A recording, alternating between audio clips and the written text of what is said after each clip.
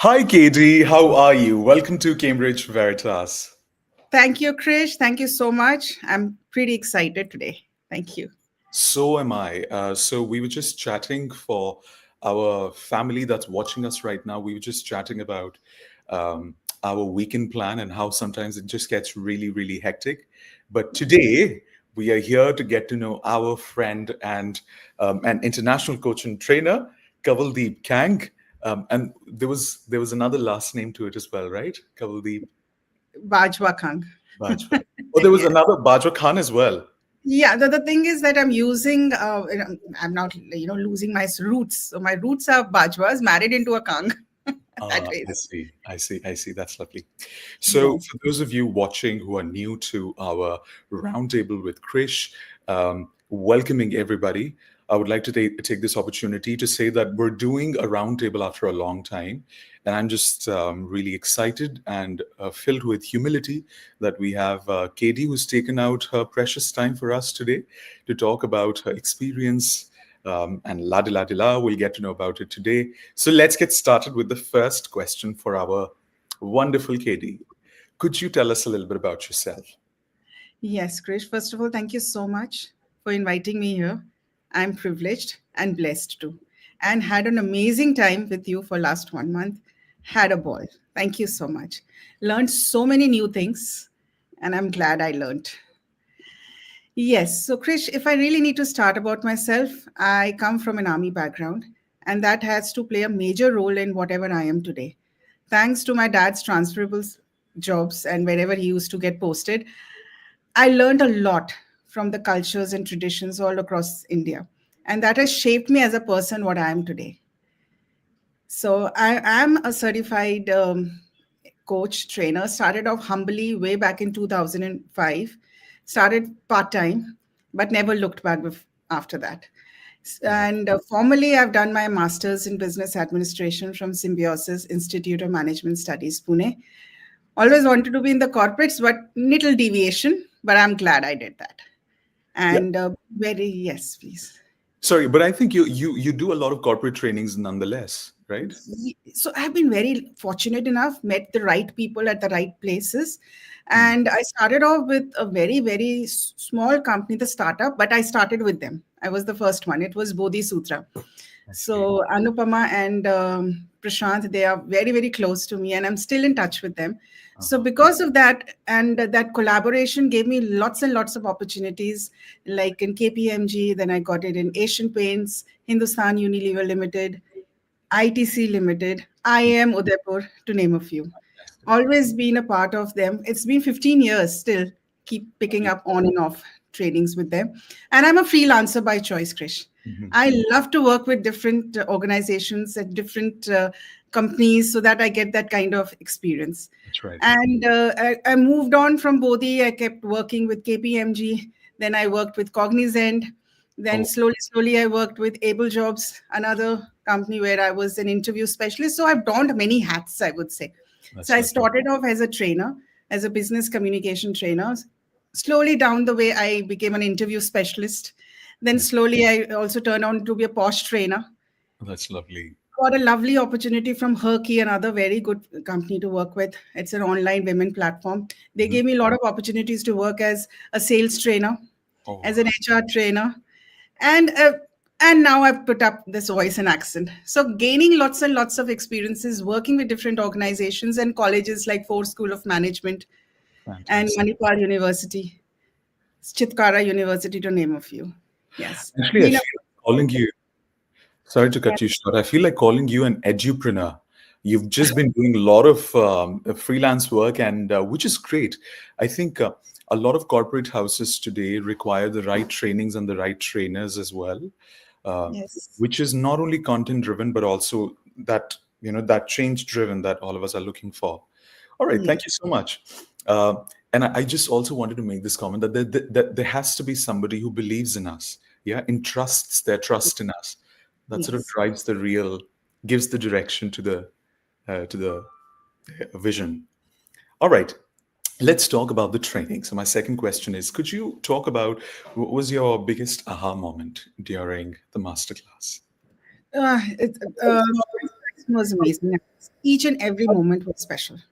Every moment. The way it took off, the way you make us feel so wanted and nice and treasured, I would say. It was amazing. Every student is special for you. Every student has its own baggage. You covered it up very well, Krish. And thanks to those sessions, I am so confident when it comes to understanding what exactly pronunciation in a better way, broader way. Since this is one particular aspect I cover with all my learners. Mhm. So I used to cover it, but sometimes I never used to be able to explain it to them. Mhm. So with these sessions, I came to understand it in a better way. Mhm. At least now, when I'm explaining them, I'm not more clear what exactly I have to tell them. Earlier, it used to be in the roundabout manner. Now, at least, it's more concise. That's lovely. That's lovely. Could you talk about a few things, one or two things that probably you did not know before about pronunciation of voice and accent, but now you have like a very clear idea of what that is? Especially your sibilants. They were Mhm. very good. Like when you add letters, that S behind any word, it becomes Z. So, And yeah. the second was yes. And the Mhm. second one was how to use R, how to pronounce it in the words. Yeah, there Like was three you rules have, that exist. that was the our moment. That is something which I've also utilized with my learners, and it has made them understand, okay, now this is one particular way to pronounce it. That's right. Earlier I used to tell them, okay, pronounce, like for example, the word is government. So I used to tell them pronounce it in that ways, but R was always a mystery over there. So It- now when I now explain it to them, now they understand, oh yes, that could that's be right. the one. So sibilance is one, the history or the rules of our another, and then I think anything else. One last, if you could think of. Schwa, Okay. Schwa was one point, and understanding SH in a better way. The sha part, The sh- half F, which I call half F. half The F. Okay. consonants. What was the Yes. what was the confusion about it before? The confusion was whenever I used to explain it to my learners, I was not able to tell them where to use it, how to use it, and that symbol. So Uh, now when I'm telling my learners, so I tell them, think it is in half F. Correct. F without that line cross. And So I, sometimes looking, sorry, sometimes looking at the audience, you sort of maneuver your teaching style in a way that is more conducive to their ease of learning. Yeah. So which yes. I think is great. Yes. Sorry, you were saying something. Please continue. And the way you've explained all the things like monothongs and diphthongs and the activities which we did were amazing. And I Which is still remember Sorry, which is the next question actually. So which activity did you find most challenging and how did you sort of overcome it? the puzzles, the last ones where you need to identify the words. That was a bit challenging. It took a lot of time. And I believe it will take a lot of time for me to at least work on it. That's right. Because I've understood the monothongs and diphthongs in a very good way. But when it comes to the actual words, sometimes I get stuck there. So that was a challenging thing. But I would say 99% I'm aware of it, 1% I need to work on it. So there are three things that we answered in this question, which I'd like if you could take a moment to explain to the audience that's watching right now. What are monophthongs and diphthongs? All right. So monothongs is something wherein we explain it with a single syllable. Mhm. And diphthongs consist of two words joined together, and then we, use that. I would always say that two monothongs coming together in Becomes a diphthongs. Yes. so. And consonant. Yes, please. Please continue. And consonants, they have their own unique sounds, Hmm. wherein, yes, they have their own meanings behind that. Yes. Correct. So, for those of us watching right now who may not know these words before, that Katie has very appropriately explained, monophthongs are single vowel sounds and diphthongs are double vowel sounds, just the combination of two monophthongs. All right. Yes. And what was that puzzle activity that you were talking about before? Could you break it down for the audience? What was that activity, please, and what you had to do in that activity? For example, when you put in lots of monothongs and diphthongs in that, I would say technical way of putting it across and then identifying that word. Hmm.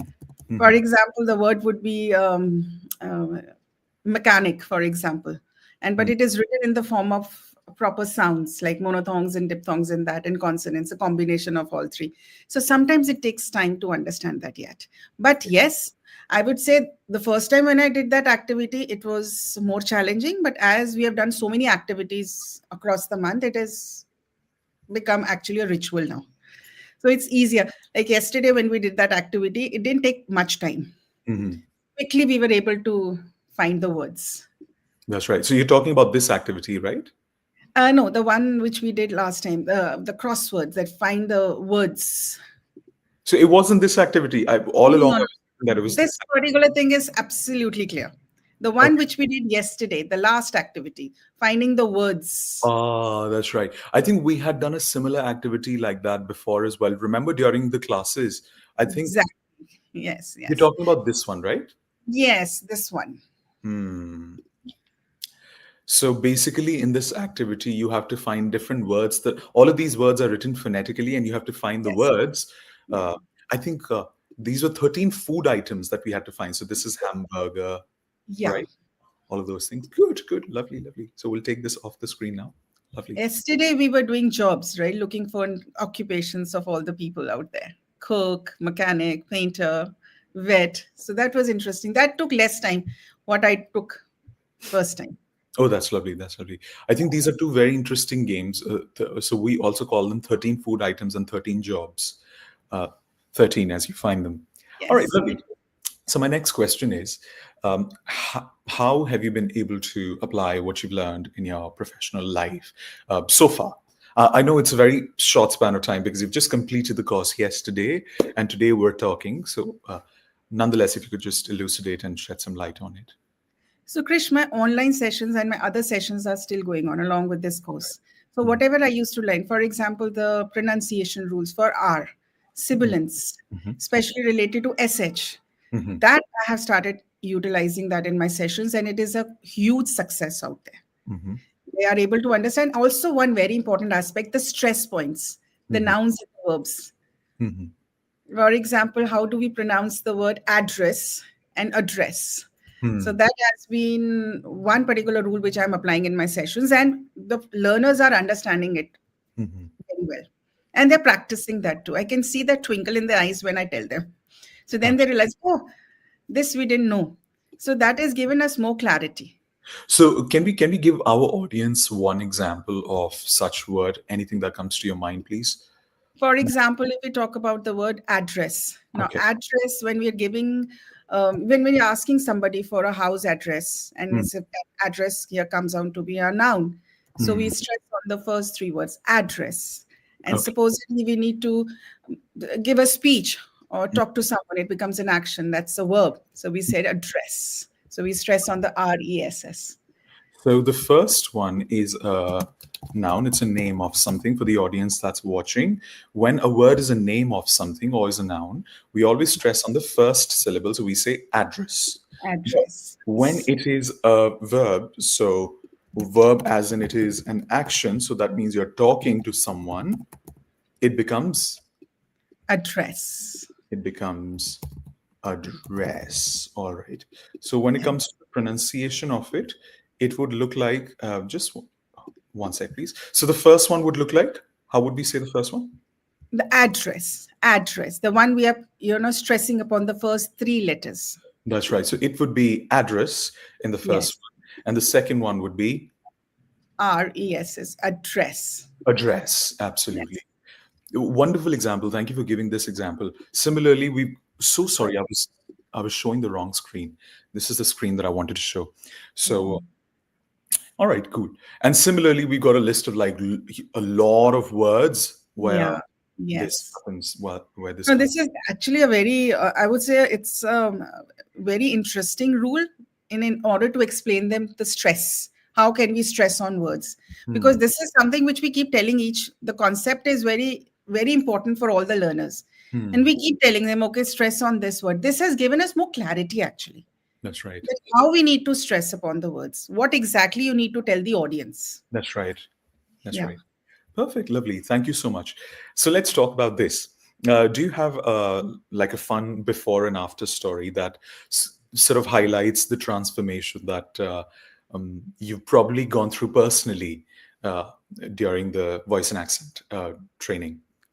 I would say all the sessions, they were fun and all the activities were amazing, especially my, I would say, batchmates. We all That's were together. Yes, we all were together. We all were trying to resolve that. and we were each other's strengths. And I still remember that when you were there in the sessions, it was used to be like a patient person sitting, because the amount of time we used to take to do those activities were humongous. But Uh-huh, you were one patient person who used to sit there, wait for us to finish, and not even once you told us, hurry up. And that was the best thing. So that's our little batch there. This is a screenshot of our little batch. We were seven Yeah. people. One person is absent, right? Oh no, everybody's there. No, everyone is present. They're there. Yes. Yeah, perfect. It was amazing, amazing classes, and all of us, different people, different unique people coming from different parts of the world Absolutely. together. It Together. was the best part. Yes. Absolutely. Couldn't agree more. Uh, we had me on one continent, you on another continent. Then we had Deepak on another continent. Hooray. Then we have Murray on. We had five continents. We had five Exactly. continents. My God, Katie. I actually True. did not realize it. I'm realizing it now. We had five continents in our batch. And all of us together, in spite of, sometimes our time got changed because, Absolutely. yes, due to some problems. But then also we were there all together. We were used to be so excited for these sessions, and we are blessed, I would say. Likewise, the feeling is mutual. Absolutely. All right. So let's talk about something interesting. So when it comes to uh, there are a lot of unprecedented moments that come and go as well. Moments that you've not realized would happen. So could you talk about one moment that surprised you the most during the masterclass? I would say I was not exactly surprised. I was happy. Okay. The thing was that the way the rules and the things started unfolding in front of us, it gave us more clarity, and that helped us to understand the things in a better way. Hmm. So, and the surprise element, I would always consider that all the batchmates together. Yes, but otherwise, I knew that these sessions are going to be the best. I knew that I'm going to learn a lot of things. I knew that I'm getting into the best information at the best classes ever. So I would say not surprised. I was happy to get into that. Pleasantly surprised. Yes, to some extent, I would say Yeah, that. you're right. Yeah. I mean, it's just that you're right. Sometimes it's not the surprise. It's just that it's a positive feeling Yeah. that you're in a safe place. Yeah. Exactly. And Aisha was, I would say, an instrumental behind that. I had my first conversation with her, and it was that one click. Being a trainer, you could definitely understand the pipes very clearly, and being a trainer, you also understand the sixth sense very well. So That's right. that was the trigger point. Sorry, could you tell the audience who's Aisha and how she contributed to the journey? So Aisha is a special person from Cambridge Veritas who I connected with her, and rather one of my friends recommended Cambridge Veritas to me, and immediately I called her up, and she was one of those coordinators who connected with me, and I was very happy. She was like, I called up at 11th hour in the evening at 6:30 or so, but she was so prompt in replying to that, That's right. and then we had a nice, lovely conversation. Uh-huh. And yes, bingo, I was there. I started my course and I'm glad. But she was the trigger point, and very pleasant, very sweet, very patient, who cleared all my doubts because I kept asking her so many questions, but Mhm. she was able to answer all of them. I'm so glad. Good And to know. now also, and she's such a sweetheart, I would say, that whenever I used to be 5 minutes late or 10 minutes late, she's, ma'am, your classes are on. Please go and join them. I used to get a sweet message from her. I said, I'm going. That's so sweet. My God. Yes. I mean, believe you me, there's been no conversations between me and Aisha. So I think she somehow keeps a tab of her batches. So all the counselors that are there have been allotted their batches. And I must genuinely say, not because they're my colleagues, but I think it's just really sweet when you're also keeping a tab of who's joined the classes and who's Yeah. not, which I think is a testament of their commitment to the job that they do. So congratulations to Ms. Aisha, who's done her job. And yesterday evening, see her dedication before like 11:30 or 12, we are still in chatting with each other. She was still online. And I felt I was happy when I was chatting with her. So it's So nice. And it was about what? regarding these sessions, I see. and yes, like something about these YouTube classes and everything. She was telling me about I understand. that. So The next question is quite interesting and is about learning styles.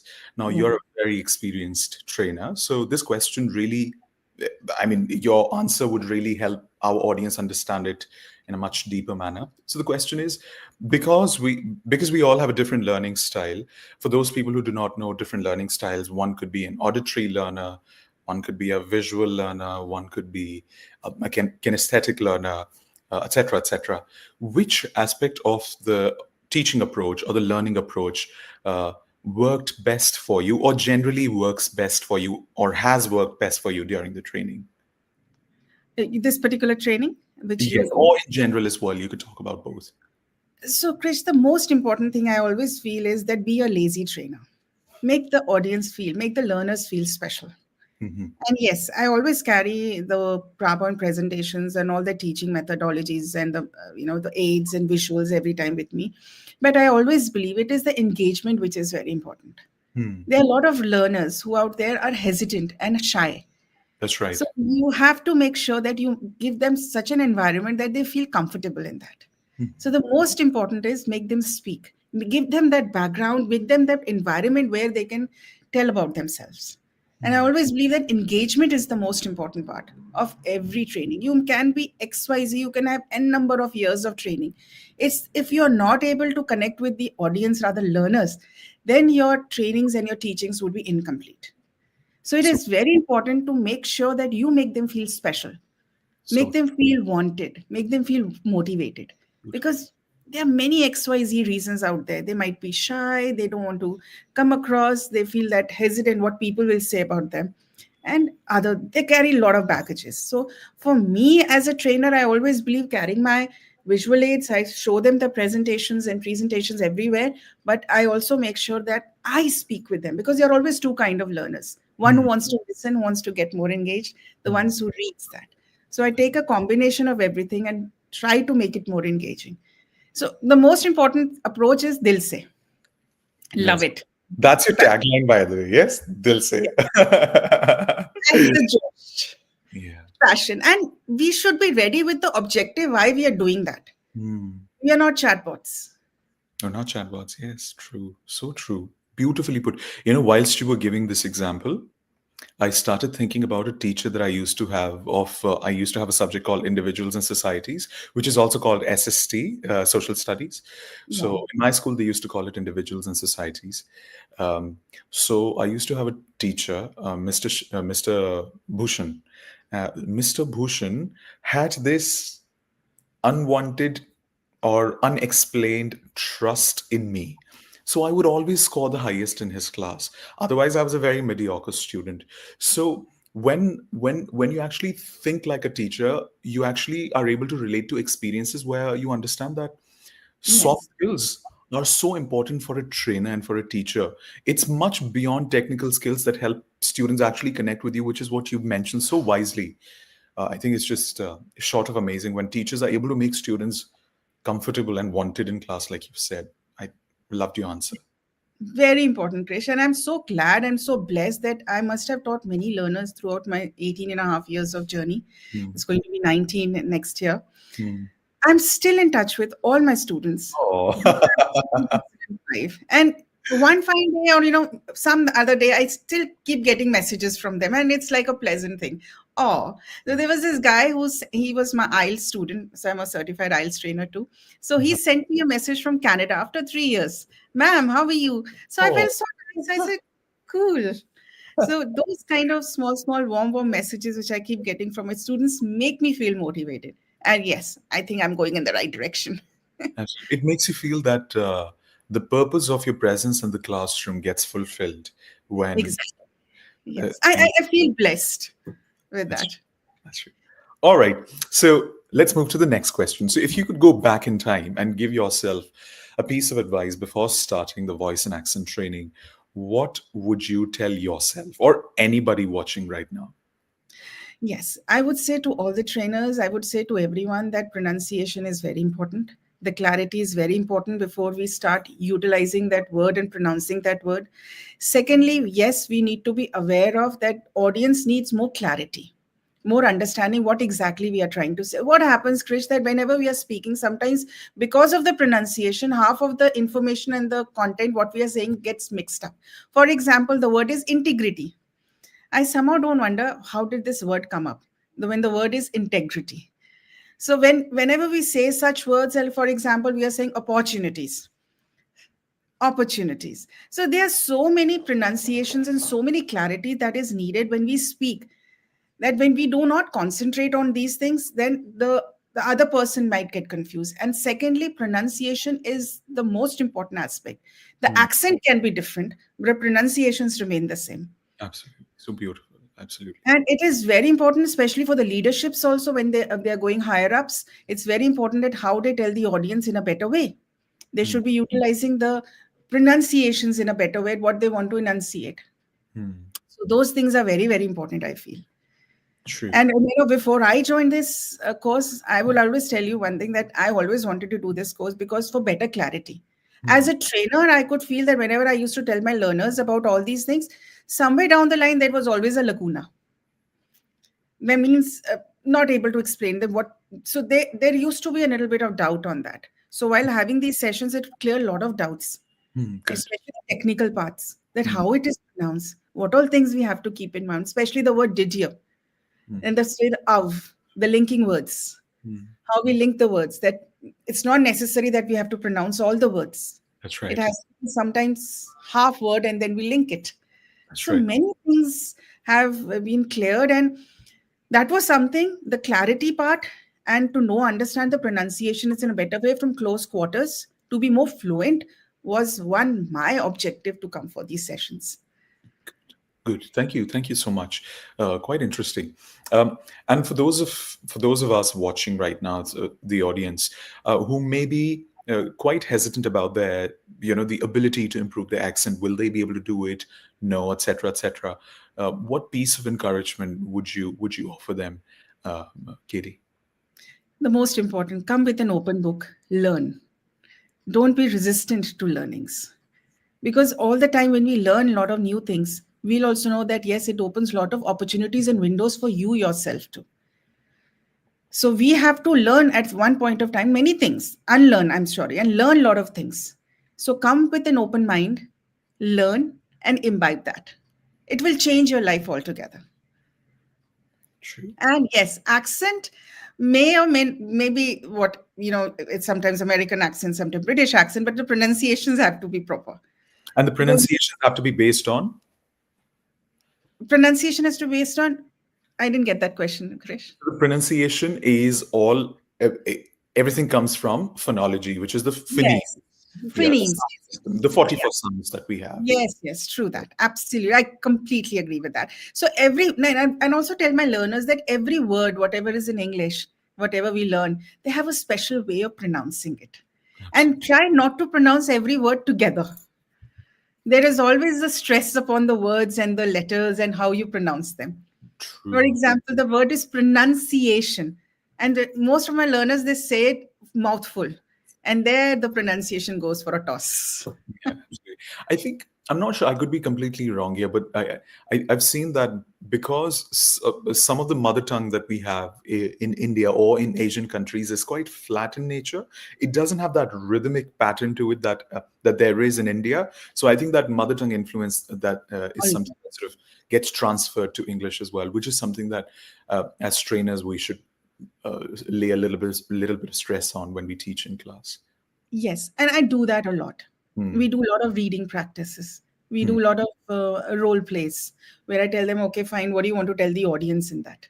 That's right. So we use the stress activity a lot. How to stress, how to pause, what exactly tone we have to use. And the classic example is your heartbeat. Your heartbeat also has a lot of ups and downs and ups. So why Correct. should we be flat? And if we become flat, you know where we are going to land. So We're going yes, to so be heartbeat brave. is so our heart is, full of lots and lots of varieties. So why can't we have varieties while we speak? Perfect. Because Absolutely. Krish, what happens mostly is that we always concentrate on ourselves, that I have to speak. We have to think about the audience. Correct. We get mindful about that. Definitely, it will change a lot of things. Certainly. Absolutely. So let's talk about this. as we inch towards the end of the podcast for today, what's one pronunciation or voice technique you learned that you've started using like instantly in your daily life? Especially R. That's my favorite. Okay. Could Yes. you give a little bit of background to the audience? What? Yes. Supposedly, I'll just tell you. Like, for example, orange. Now, R is coming before A. That is a vowel. So, how will you pronounce it? Be very precise. Orange. Hmm. So, there words like, for example, NEAR, near. Hmm. Now, R is after A. That is a consonant. So, we don't pronounce too much on R. It's near. Hmm. Yeah. So, these are like, for example, board.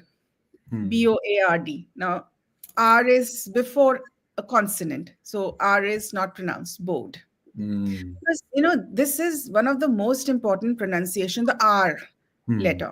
Because learners, they generally have a lot of issues pronouncing R. Hmm. And the mother tongue influence and the translation plays a very, very vital role in pronouncing R. True. For example, it is government for most of the people, and they stress too much on R. That's So right. literally have to tell them, okay, R is just think R is not existing. Try to Correct. speak that word. Correct. Yes, this has been the highlight moment. I would say all the techniques are amazing, but this one has been very close to my heart because I've been able to tell the learners effectively based on these rules. Fantastic.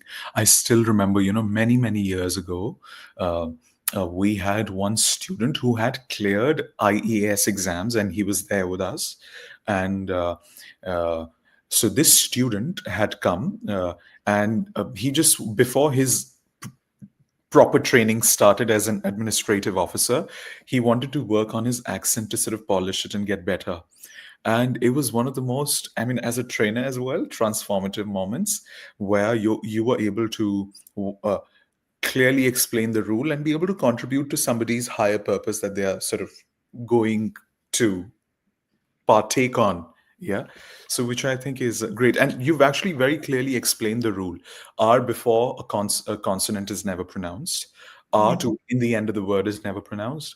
R always before a vowel sound is always pronounced. So that's Yes. one rule. Perfect. And the way you explained it was so clear that it's somewhat like there in my mind now. I will never forget. Good. Good to know. It's ingrained in my mind now. So I don't even have to refer to my books. I have now learned it by heart. Good. That's a lovely high five. All right. What would you say is the most valuable takeaway from the training? The Josh.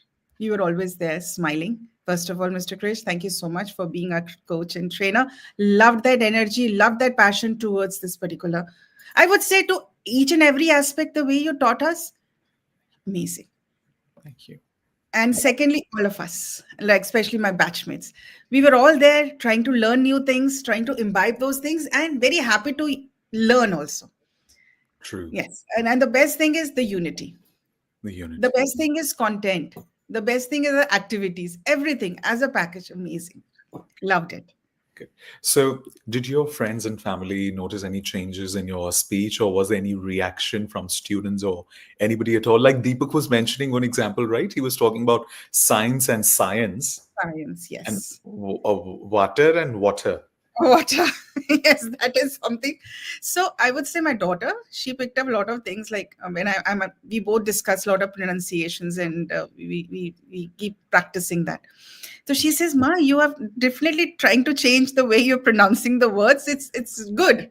She's happy. My trainers, my learners, they actually know that what I'm training them, they are happy with that so far. But Yeah. yes, my friends, my daughter especially, she's seeing a lot of changes, and because we both share a lot of interests and activities together. So I always say that we are two bodies, one soul. Oh, that's so sweet. All right. So, one last question. If you had to describe, or if you could describe your journey in just 3 words, and you can take a moment to think about it, what would they be? Amazing, learning, and Josh. Okay. There's one left. They'll say. Yes, All right. I could see that passion because as a trainer, as a coach, I could relate with your Josh and happiness and your passion. Getting up early in the morning and taking the sessions. I salute you, sir. Thank you. Thank you, Ma. So sweet of you.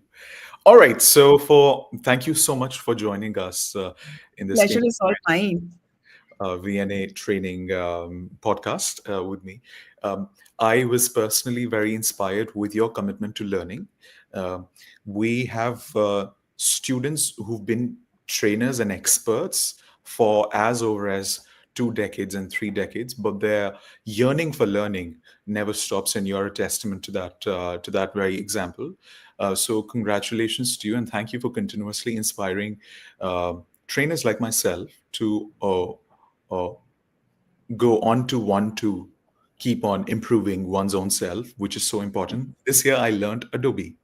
So I did try to sort of use. I want to learn piano actually in Good. 2026. So let's see what happens. But you have to continuously improve yourself and keep on doing new things. Yeah, so important. Be it related to your own field or just something new. Exactly. I completely, totally agree with that. So I would say one thing on my bucket list is to also go for salsa. Oh, that's lovely. So, do you have any classes in Noida for salsa? I'm Yes. sure there must be Yeah. something. Yes. But this is that we need to focus on what exactly, when do I have to do this? So the question is when. That's right.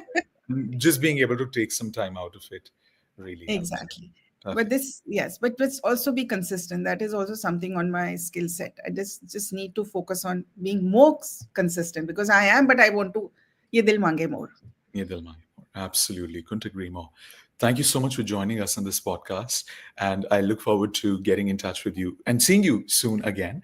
And yes, for those of you watching, if you're inspired by Ms. Katie's journey and her Josh Dilse, please do give a like, subscribe, and most importantly, uh, uh, yeah, just keep on learning. That's the message of the day. And bring in some Josh and whatever you can do, dil se, whatever you do. That's important. Exactly. True that, Krish.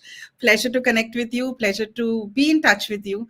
And looking forward to be in touch with you in the future. Thank you. Please take care, look after yourself, and You too. yes, Take care. thank you. Bye bye. Bye bye. Thank you. Bye bye. So I hope all of you all had the opportunity to get incredibly inspired by Dr. Kanwaldeep Kang. Um, and if you're interested in taking a course, you can always get in touch with the counselors on the number that's mentioned here, which is 8068212576. Take care, God bless, and have a lovely Sunday, ladies and gentlemen. Ciao, ciao.